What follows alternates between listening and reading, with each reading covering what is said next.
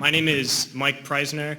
I joined the Army, left for basic training on my 18th birthday in June of 2001.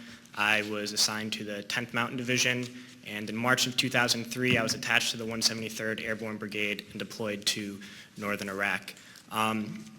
So when I first joined the Army, we were told that racism no longer existed in the military. A legacy of inequality and discrimination was suddenly washed away by something called the Equal Opportunity Program. We would sit through mandatory classes, and every unit had this EO representative to ensure that no elements of racism could resurface. I began to hear new words like towelhead and camel jockey and the most disturbing, sand nigger. And these words did not initially come from my fellow soldiers, but from my superiors, my platoon sergeant, my company first sergeant, battalion commander, all the way up the chain of command. These terms, these viciously racist terms, were suddenly acceptable. And I noticed that the most overt racism came from veterans of the first Gulf War. And those were the words they used when they were incinerating civilian convoys. Those are the words they used when this government deliberately targets civilian infrastructure, bombing water supplies, knowing that it would kill hundreds of thousands of children. Those are the words the American people used when they allowed this government to sanction Iraq. And this is something that many people forget, and we can't forget, is that we've just learned that we've killed over 1 million Iraqis since this invasion, but we already killed 1 million Iraqis in the 90s through sanctions and bombings prior to this invasion. So the number truly is much higher. But when I got to Iraq in 2003, I learned a new word, and that word was Haji. Haji was the enemy. Haji was every Iraqi. He was not a person, a father, a teacher, or a worker. And it's important, we've heard this word a lot during Winter Soldier, but it's important to understand where this word came from.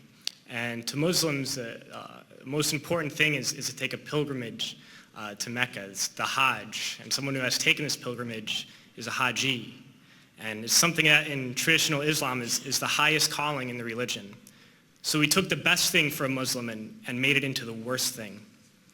But history did not start with us, and since the creation of this country, racism has been used to justify expansion and oppression.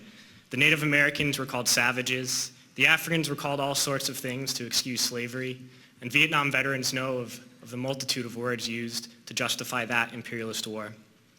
So Haji was the word we used. It was the word we used on this particular mission I'm going to talk about. And we've heard a lot about different raids and kicking down the doors of people's houses and ransacking their houses. But this mission was different, a different kind of raid. I never got any explanation for these orders. We were only told that this group of houses, 5 or 6 houses, were now property of the US military, and we had to go in and make those families leave those houses. So we went to these houses and informed the families that those homes were no longer their homes. We provided them no alternative, nowhere to go, no compensation. And they were very confused and very scared and did not know what to do and would not leave. So we had to remove them from those houses. One family in particular, a woman with 2 small girls, a very elderly man and 2 middle-aged men. We dragged them from their houses and threw them onto the street.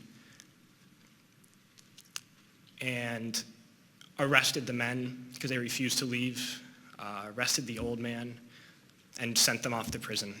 And at that time, I didn't know what happened to people when we tied their hands behind their back and put a sandbag on their head. But unfortunately, a few months later, I had to find out. We were short interrogators, so I was assigned to work as an interrogator. And I oversaw and participated in hundreds of interrogations. One in particular I'm going to share with you. It was a moment for me that really showed me the nature of this occupation. This particular detainee, when I was sent to interrogate him, he was stripped down to his underwear, hands behind his back and a sandbag on his head. I never actually saw this man's face. My job was to take this metal folding chair and just smash it against the wall next to his head. He was faced against the wall with his nose touching the wall, while a fellow soldier screamed the same question over and over again. No matter what his answer, my job was to slam the chair against his wall. We did this until basically we got tired, and I was told to make sure he stood against the wall for however long, and I was guarding this prisoner, and my job was to make sure he kept standing up, but something was wrong with his leg. He was injured, and he kept falling to the ground. And the sergeant in charge would come and tell me to get him up off his feet. So I'd have to pick him up and put him against the wall. And he kept going down. I just have to keep pulling him up and putting him against the wall. And my sergeant came along and he was upset with me for not, continue to stand. He picked him up and slammed him against the wall several times. And then he left, and when the man went down on the ground again, I noticed blood pouring down from under the sandbag. And so I let him sit, and when I noticed my sergeant coming again, I would tell him quickly to stand up. And then I realized that I was supposed to be guarding my unit from this detainee, and at that point I realized I was guarding the detainee from my unit. And I tried hard to be proud of my service, but all I could feel was shame, and racism could no longer mask the reality of the occupation. These were people, these were human beings. I've since been plagued by guilt anytime I see an elderly man, like the one who couldn't walk, who we rolled onto a stretcher and told the Iraqi police to take him away. I feel guilt anytime I see a mother with her children, like the one who cried hysterically and screamed that we are worse than Saddam as we forced her from her home. I feel guilt anytime I see a young girl, like the one I grabbed by the arm and dragged him to the street. We were told we were fighting terrorists. The real terrorist was me, and the real terrorism is this occupation. Racism within the military has long been an important tool to justify the destruction and occupation of another country. It has long been used to justify the killing, subjugation, and torture of another people. Racism is a vital weapon employed by this government. It is a more important weapon than a rifle, a tank, a bomber, or a battleship. It is more destructive than an artillery shell, or a bunker buster, or a Tomahawk missile. While all those weapons are created and owned by this government, they are harmless without people willing to use them. Those who send us to war do not have to pull a trigger or lob a mortar round. They do not have to fight the war, they merely have to sell the war. They need a public who is willing to send their soldiers into harm's way. They need soldiers who are willing to kill and be killed without question. They can spend millions on a single bomb, but that bomb only becomes a weapon when the ranks in the military are willing to follow orders to use it. They can send every last soldier anywhere on earth, but there will only be a war if soldiers are willing to fight. And the ruling class, the billionaires who profit from human suffering, who care only about expanding their wealth, controlling the world economy, understand that their power lies only in their ability to convince us that war, oppression, and exploitation is in our interest. They understand that their wealth is dependent on their ability to convince the working class to die to control the market of another country. And convincing us to kill and die is based on their ability to make us think that we are somehow superior. Soldiers, sailors, Marines, airmen have nothing to gain from this occupation. The vast majority of people living in the US have nothing to gain from this occupation. In fact, not only do we have nothing to gain, but we suffer more because of it.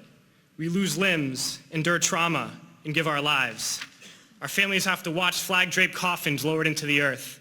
Millions in this country without health care, jobs, or access to education must watch this government squander over $450 million a day on this occupation.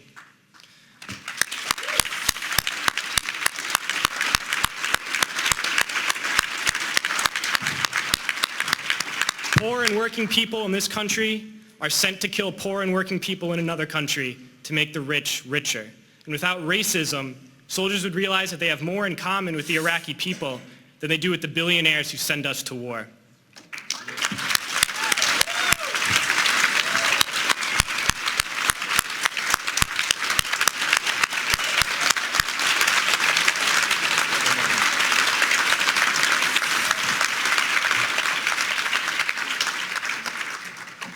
I threw families onto the street in Iraq.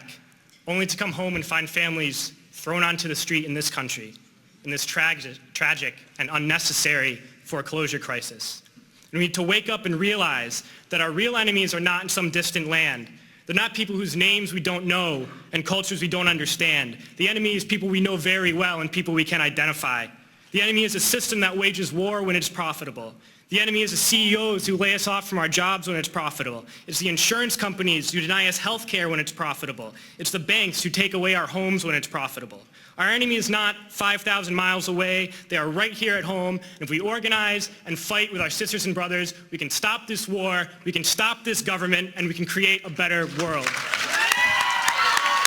لمزيد من التواصل مع قناة شؤون عربية يرجى الاشتراك ومتابعة الحسابات التالية. تابعونا على موقع تويتر. اشترك الآن في قناة اليوتيوب. تابعونا على الفيسبوك. تابعونا على جوجل بلس. تابعونا على انستغرام. بادر بالاشتراك في هذه المواقع كي تحصل على كل جديد. وشكرا لمتابعتكم قناة شؤون عربية.